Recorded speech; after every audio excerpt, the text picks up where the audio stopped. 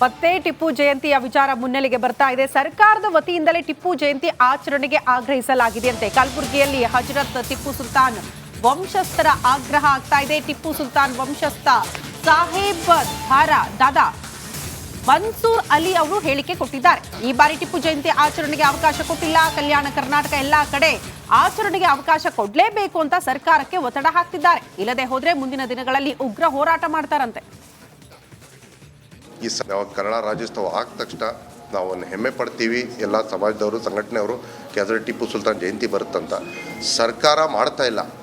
ಆದರೂ ಕೂಡ ಈ ಸತಿ ಸರ್ಕಾರ ಮಾಡೋಕ್ಕೆ ಬೇರೆ ಬೇರೆ ಸಂಘಟನೆ ಪ್ರೈವೇಟೈಸ್ ಇರಲಿ ಅದರಲ್ಲಿ ಅವಕಾಶ ಕೊಟ್ಟಿಲ್ಲ.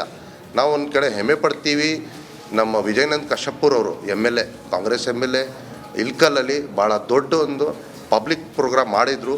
ಅವ್ರು ತೋರಿಸಿದ್ರು ಹೆಂಗೆ ರೆಪ್ಲಿಕಾ ಒಂದು ಸರ್ವಧರ್ಮ ಪ್ರೋಗ್ರಾಮ್ ಆಗುತ್ತಂದ. ಅದೇ ಥರ ಕಲ್ಯಾಣ ಕರ್ನಾಟಕದಲ್ಲಿ ಎಲ್ಲ ಕಡೆ ಎಲ್ಲ ಡಿಸ್ಟಿಕಲ್ಲಿ ತಾಲೂಕಲ್ಲಿ ಗಮನ ತೊಗೊಂಡು ಬಂದು ಈ ಸರ್ಕಾರವನ್ನು ಪರ್ಮಿಷನ್ ಕೊಡಲೇಬೇಕು.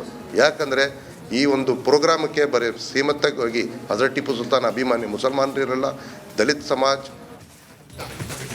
ಮತ್ತೆ ಟಿಪ್ಪು ಜಯಂತಿಯ ವಿಚಾರ ಮುನ್ನೆಲೆಗೆ ಬರ್ತಾ ಇದೆ. ಸರ್ಕಾರದ ವತಿಯಿಂದಲೇ ಟಿಪ್ಪು ಜಯಂತಿ ಆಚರಣೆಗೆ ಆಗ್ರಹಿಸಲಾಗಿದೆಯಂತೆ. ಕಲಬುರಗಿಯಲ್ಲಿ ಹಜರತ್ ಟಿಪ್ಪು ಸುಲ್ತಾನ್ ವಂಶಸ್ಥರ ಆಗ್ರಹ ಆಗ್ತಾ ಇದೆ. ಟಿಪ್ಪು ಸುಲ್ತಾನ್ ವಂಶಸ್ಥ ಸಾಹೇಬ್ ದಾದಾ ಮನ್ಸೂರ್ ಅಲಿ ಅವರು ಹೇಳಿಕೆ ಕೊಟ್ಟಿದ್ದಾರೆ. ಈ ಬಾರಿ ಟಿಪ್ಪು ಜಯಂತಿ ಆಚರಣೆಗೆ ಅವಕಾಶ ಕೊಟ್ಟಿಲ್ಲ. ಕಲ್ಯಾಣ ಕರ್ನಾಟಕ ಎಲ್ಲಾ ಕಡೆ ಆಚರಣೆಗೆ ಅವಕಾಶ ಕೊಡಲೇಬೇಕು ಅಂತ ಸರ್ಕಾರಕ್ಕೆ ಒತ್ತಡ ಹಾಕ್ತಿದ್ದಾರೆ. ಇಲ್ಲದೆ ಹೋದ್ರೆ ಮುಂದಿನ ದಿನಗಳಲ್ಲಿ ಉಗ್ರ ಹೋರಾಟ ಮಾಡ್ತಾರಂತೆ.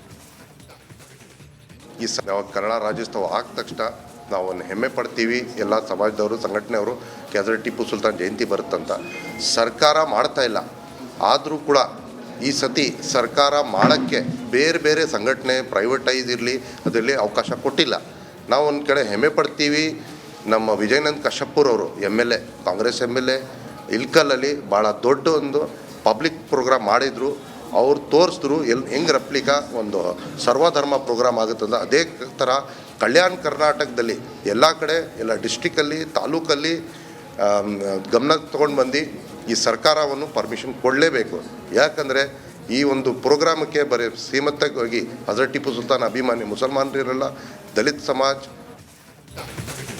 ಮತ್ತೆ ಟಿಪ್ಪು ಜಯಂತಿಯ ವಿಚಾರ ಮುನ್ನೆಲೆಗೆ ಬರ್ತಾ ಇದೆ. ಸರ್ಕಾರದ ವತಿಯಿಂದಲೇ ಟಿಪ್ಪು ಜಯಂತಿ ಆಚರಣೆಗೆ ಆಗ್ರಹಿಸಲಾಗಿದೆಯಂತೆ. ಕಲಬುರಗಿಯಲ್ಲಿ ಹಜರತ್ ಟಿಪ್ಪು ಸುಲ್ತಾನ್ ವಂಶಸ್ಥರ ಆಗ್ರಹ ಆಗ್ತಾ ಇದೆ. ಟಿಪ್ಪು ಸುಲ್ತಾನ್ ವಂಶಸ್ಥ ಸಾಹೇಬ್ ದಾದಾ ಮನ್ಸೂರ್ ಅಲಿ ಅವರು ಹೇಳಿಕೆ ಕೊಟ್ಟಿದ್ದಾರೆ. ಈ ಬಾರಿ ಟಿಪ್ಪು ಜಯಂತಿ ಆಚರಣೆಗೆ ಅವಕಾಶ ಕೊಟ್ಟಿಲ್ಲ. ಕಲ್ಯಾಣ ಕರ್ನಾಟಕ ಎಲ್ಲಾ ಕಡೆ ಆಚರಣೆಗೆ ಅವಕಾಶ ಕೊಡಲೇಬೇಕು ಅಂತ ಸರ್ಕಾರಕ್ಕೆ ಒತ್ತಡ ಹಾಕ್ತಿದ್ದಾರೆ. ಇಲ್ಲದೆ ಹೋದ್ರೆ ಮುಂದಿನ ದಿನಗಳಲ್ಲಿ ಉಗ್ರ ಹೋರಾಟ ಮಾಡ್ತಾರಂತೆ.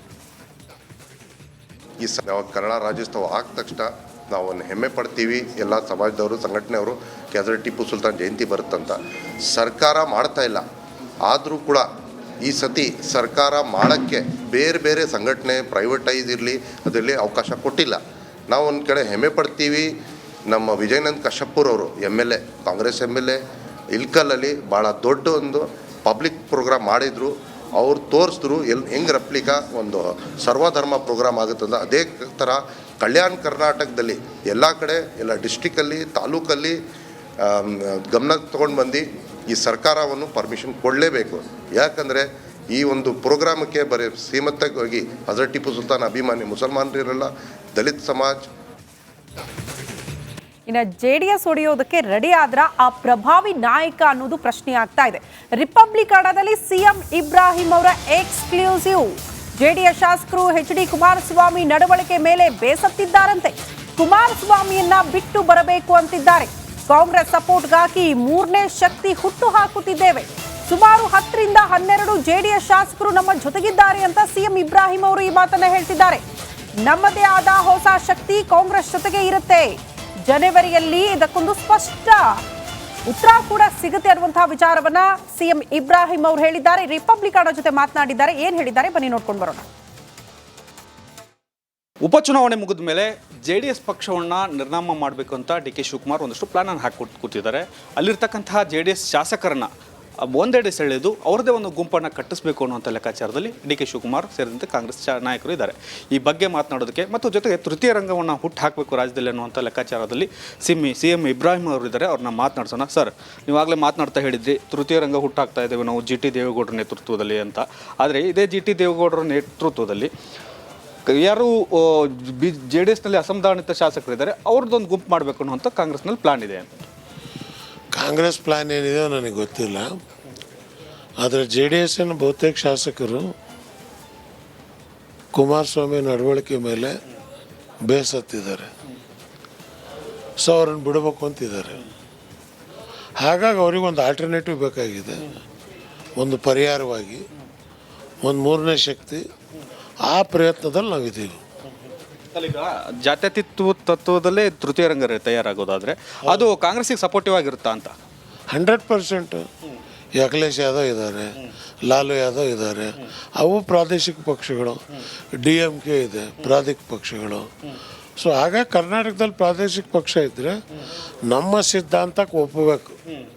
ಅದು ಕಾಂಗ್ರೆಸ್ ಆದರೂ ಸರಿ, ಬೇರೆ ಯಾರಾದರೂ ಸರಿ, ನಮ್ಮ ಸಿದ್ಧಾಂತಕ್ಕೆ ಒಪ್ಕೊಂಡ್ರೆ ಖಂಡಿತವಾಗಿಯೂ ಅವ್ರ ಜೊತೆಯಲ್ಲಿ ಮಾತುಕತೆ ಆಡೋಕ್ಕೆ ನಾವು ತಯಾರಾಗ್ತೀವಿ. ಆ ಸಂದರ್ಭದಲ್ಲಿ ಜಿ ಟಿ ದೇವೇಗೌಡರ ಜೊತೆ ನಿಮ್ಮ ಜೊತೆ ಎಷ್ಟು MLAಗಳು ಟಚ್ಚಲ್ಲಿದ್ದಾರೆ JDSನಿಂದ ಅಂತ? ಸುಮಾರು ಒಂದು 12 ಜನ ಇದ್ದಾರೆ. 12 ಜನ ಅವತ್ತೇ ಹೇಳಿದ್ದೆ ನಿಮಗೆ ನಾನು ಇದ್ದಾರೆ ಅಂತ. ಸಮಯ ಬಂದಾಗ ಎಲ್ಲ ಹೊರಗೆ ಬರುತ್ತೆ ನೋಡಿ ಅಂತ. ಈಗ ಸಮಯ ಬರ್ತಾ ಇದೆ, ಹೊರಗೆ ಬರ್ತಾರೆ ಎಲ್ಲರೂ. ಅಂದರೆ ಈಗ ತೃತೀಯ ರಂಗ ಅಥವಾ JDSನಿಂದ ಹೊರಬಂದು ಸ್ವತಂತ್ರವಾಗಿ ಅವರು ಇರೋಕೆ ಈ ಸಮಯ ಪಕ್ವಾಗಿದೆ ಅಂತ ಸರ್? 100%. ಇನ್ನು ಅಸೆಂಬ್ಲಿ ಎಲೆಕ್ಷನ್ 3 ವರ್ಷ. ಇವ್ರು ಹೇಳಿದ್ರು ಕೂಡ CM ಸಿದ್ದರಾಮಯ್ಯನವರು ಒಪ್ಪಿಗೆ ಸೂಚಿಸ್ತಾರ ಅಂತ. ಯಾಕಂದ್ರೆ ಅವ್ರ ಮೇಲೇನೆ ಇವರು ದೊಡ್ಡ ಮಟ್ಟದ ಆರೋಪ ಮಾಡಿ ಪಕ್ಷದಿಂದ ಆಚೆ ಬಂದವರು ಮತ್ತೆ ವಾಪಸ್ ಪಕ್ಷಕ್ಕೆ ಹೋಗ್ತೀನಿ ಅಂದ್ರೆ ಇಲ್ಲ, ಇವರಿಗೆ ಒಂದು ಗೊತ್ತಿಲ್ಲ. ಅವ್ರ ಪ್ರಯತ್ನ, ಪಾಪ ಅವ್ರ ರಾಜಕೀಯ ಏನು ಸ್ಥಾನಮಾನಗಳು ಬೇಕಾಗಿರ್ಬೋದು. ಮತ್ತೊಂದು ಪಾಪ ಇವ್ರಿಗೆ ಬೇಕಾಗಿ ಈ 2013ರಲ್ಲಿ ಇಲ್ಲಿ ಭದ್ರಾವತಿಯಲ್ಲಿ ಪಾಪ ಸಂಗಮೇಶ್ ಸಿಟ್ಟಿಂಗ್ MLA ಅವರ ಟಿಕೆಟ್ ತಪ್ಪಿಸಿ ಇವರಿಗೆ ಟಿಕೆಟ್ ಕೊಡಿಸಿದ್ರು. ಬಟ್ ಗೆಲ್ಲಿಲ್ಲ. 2013-18 ಇರ್ಬೇಕು, ಗೆಲ್ಲಿಲ್ಲ. ಇವ್ರಿಗೆ ಪ್ರಯತ್ನ ಪಟ್ಟಿದ್ರು. ಆಮೇಲೆ ಇವರು ಒಂಥರ ಎನರ್ಜಿ ಬೂಸ್ಟರ್ ಸಿದ್ದರಾಮಯ್ಯನವರಿಗೆ. ಹೆಂಗೆ ಅಂತಂದರೆ ಸಿದ್ದರಾಮಯ್ಯನವರ ಇದಿರ್ತದೆ, ಭಾಷಣ ಇರುತ್ತೆ ಅಂತ ಇಟ್ಕೊಳ್ಳಿ. ಸಿದ್ದರಾಮಯ್ಯನವರು ಭಾಷಣ ಶುರು ಮಾಡುವ ಕರೆಕ್ಟ್ ಮೊದಲು ಇವರಿಗೆ ಸ್ಟೇಜ್ ಕೊಡ್ತಾರೆ. ಅಂದರೆ ಇವರು ಮಾಡಿದ ನಂತರನೇ ಸಿದ್ದರಾಮಯ್ಯ ಭಾಷಣ ಮಾಡಿದೆ. ಯಾಕಂದರೆ ಇವರೊಂದು ರೆಡಿ ಮಾಡ್ತಾರೆ, ಒಂದು ಏನು ಗ್ರೌಂಡ್ ರೆಡಿ ಮಾಡ್ತಾರೆ. ಅದೊಂದು ಅದ್ಭುತ ಇದೆ. ಆಮೇಲೆ ಅವರು ಅದ್ಭುತ ಭಾಷಣಕಾರರು, ಅದ್ಭುತ ಜ್ಞಾನ ಇರುವಂಥ ಮನುಷ್ಯ CM ಇಬ್ರಾಹಿಂ. ಸಾಧಾರಣ ಏನಲ್ಲ. ಆಮೇಲೆ ಈ ಈದ್ಗಾ ವಿವಾದ ಇತ್ತಲ್ಲ, ಈದ್ಗಾ ವಿವಾದದಲ್ಲಿ ಇವರು ವಾರ್ತಾ ಸಚಿವ ಕೇಂದ್ರದಲ್ಲಿ, ದೇವೇಗೌಡರು ಪ್ರಧಾನಮಂತ್ರಿ. ಏನು ಇಶ್ಯೂಗಳಾಗುತ್ತೆ 94-96 ಟೈಮಲ್ಲಿ ಅಂತ ಹೇಳಿದರೆ ಇವರನ್ನು ಕಳಿಸ್ತಾರೆ ದೇವೇಗೌಡರು. ಈ ಮನುಷ್ಯ ಟಿಂಗ್ ಟಿಂಗ್ ಟಿಂಗ್ ಟಿಂಗ್ ಟಿಂಗ್ ಹೋಗ್ಬಿಟ್ಟು ಪ್ರಾಬ್ಲಮ್ ಸಾಲ್ವ್ ಮಾಡಿ ಬಂದುಬಿಡ್ತಾರೆ. ಆಮೇಲೆ ಪ್ರಾಬ್ಲಮೇ ಇಲ್ಲ. ಅದಕ್ಕಿಂತ ಮೊದಲು ನಡೆದಂಥ ಗಲಾಟೆಯಲ್ಲಿ BJP ಗೆದ್ದು ಬಿಡ್ತದೆ. ಆಮೇಲೆ ಅಲ್ಲಿ 94 95 ಇದೇ ಯಾರು ಬಸವರಾಜ ಬೊಮ್ಮಾಯಿ ಬೆಂಗಳೂರು ಗ್ರಾಮೀಣದಲ್ಲಿ ಧಾರವಾಡ ಗ್ರಾಮೀಣದಲ್ಲಿ ನಿಂತ್ಕೋತಾರೆ. ಬೊಮ್ಮಾಯಿಯವರ ಸೀನಿಯರ್ ಬೊಮ್ಮಾಯಿಯವರ ಕ್ಷೇತ್ರ ಆಗಿರುತ್ತೆ, ಅಲ್ಲೇ ನಿಂತ್ಕೋತಾರೆ. JDS ಜನತಾ ಪರಿವಾರದಿಂದ ನಿಂತ್ಕೋತಾರೆ. But very first time Jagadish Shettar ಅಲ್ಲಿಂದ ಗೆದ್ದು ಬರ್ತಾರೆ. ಅಲ್ಲಿಂದ ಗೆದ್ದು ಬಂದದ್ದು ಮತ್ತೆ ತಿರುಗಿ ನೋಡಲೇ ಇಲ್ಲ. ಅದು ಈದ್ಗಾ ವಿವಾದ ಕಾರಣ. ಆದರೆ ಈದ್ಗಾ ವಿವಾದ ನಿಲ್ಲಿಸಿದ್ದು ಇವರು ಮತ್ತು ದೇವೇಗೌಡರು. ಇವರಿಗೆ ಕೊಡೋಣ ಕ್ರೆಡಿಟ್, ಇಲ್ಲ ಅಂತಲ್ಲ. ಆದರೆ ಈಗ ಅವ್ರಿಗೆ ಎಲ್ಲೂ ಅತಂತ್ರ ಆಗಿದ್ದಾರೆ ಅವರು. ಈಗ ಅವರೇನು ಹೇಳಿದರು, 12 ಜನ ಬರ್ತಾರೆ ಅಂತಂದ್ಬಿಟ್ಟು. ನನ್ನ ಒಂದು ಪ್ರಶ್ನೆ, 12 ಜನ ಹೊರಗೆ ಬಂದು ಯಾಕೆ ಬರಬೇಕು? ಡೈರೆಕ್ಟ್ ಕಾಂಗ್ರೆಸ್ಗೆ ಸೇರಿದ್ರೆ ಆಯ್ತಲ್ಲ. ಪಕ್ಷಾಂತರ ನಿಷೇಧ ಕೂಡ ಬರೋದಿಲ್ಲ. ಎಷ್ಟು ಜನ ಇರೋದು? 19 ಜನ ಇರೋದು. 19 ಡಿವೈಡೆಡ್ ಬೈ 3 ಅಂದರೆ ಎಷ್ಟಾಯಿತು? 6, 12, 13 ಜನ ಬಂದುಬಿಟ್ರೆ ಪಕ್ಷಾಂತರ ನಿಷೇಧ ಇಲ್ಲ. ಅವರು ಆಲ್ರೆಡಿ ಎಲ್ಲ JDS MLAಗಳು ಕಾಂಗ್ರೆಸ್ MLA ಆಗ್ತಾರೆ. ಅದನ್ನು ತಲೆ ಓಡಿಸಬೇಕು ಅಂತಂದರೆ 2 ನಿಮಿಷದಲ್ಲಿ DK ಶಿವಕುಮಾರ್ ತಲೆ ಓಡಿಸ್ತಾರೆ. ಆ ಪ್ರಯತ್ನ ಅವರು ಮಾಡ್ತಾ ಇದ್ದಾರೆ ಅನ್ನೋ ಕಾರಣಕ್ಕಾಗಿ ಇದೇ ಕುಮಾರಸ್ವಾಮಿಯವರು ಮತ್ತು ದೇವೇಗೌಡರು BJP ಜೊತೆ ಸಂಬಂಧವನ್ನು ಮಾಡಿದ್ದು. ಅದು ಲಾಭನೇ ಆಯಿತು. ಅವರು ಕೇಂದ್ರ ಮಂತ್ರಿ ಆದರು. ಇಲ್ಲಾಂದರೆ ಅವರು ಏನು ಕೆಲಸ ಇಲ್ಲ ಕೂತ್ಕೋಬೇಕಾಗಿತ್ತು. ಯಾರು ಕುಮಾರಸ್ವಾಮಿ ಅವರು ಕೂಡ. ಮಗ ಸೋತಿರ್ಬೋದು, ಅದು ಪ್ರಯತ್ನ. ಸೋಲ್ತಾರೆ ಗೆಲ್ತಾರೆ, ಅವ್ರಿಗೇನು ರೀ, ಇನ್ನೊಂದು ಕಡೆ MLC ಮಾಡ್ತಾರೆ, MP ಮಾಡ್ತಾರೆ, ಬೇರೆ ವಿಚಾರ. ಆದರೆ ಇದು ಸಿ ಎಂ ಇಬ್ರಾಹಿಂ ಅವರು ಕೂಡ ಇದರ ಒಂದು ಅಂದರೆ ನನ್ನ ಸ್ವಲ್ಪ ಕಾಂಗ್ರೆಸ್ ಮಾನ್ಯ ಮಾಡಲಿ ಅನ್ನೋಂಥದ್ದು ಇರ್ಬೋದು. ಇನ್ನು ಮೂರನೇ ಪಕ್ಷ ಮಾಡಿಕೊಂಡು ಲಾಲು ಪ್ರಸಾದ್ ಮಾಡಿಕೊಂಡು ಅದಷ್ಟು ಸುಲಭದ ಕೆಲಸ ಅಲ್ಲ. ನೆಕ್ಸ್ಟ್